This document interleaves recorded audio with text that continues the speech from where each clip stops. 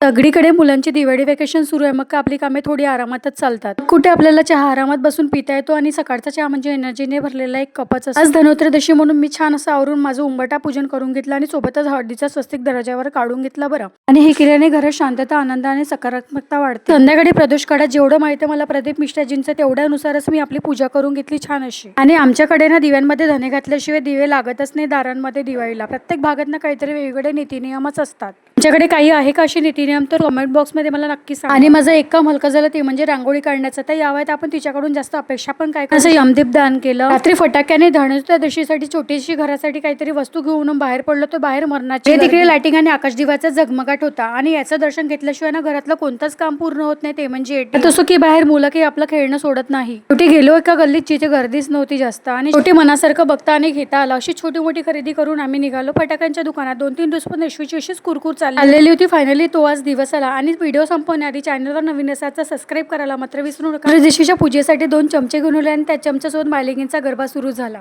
चला बाय.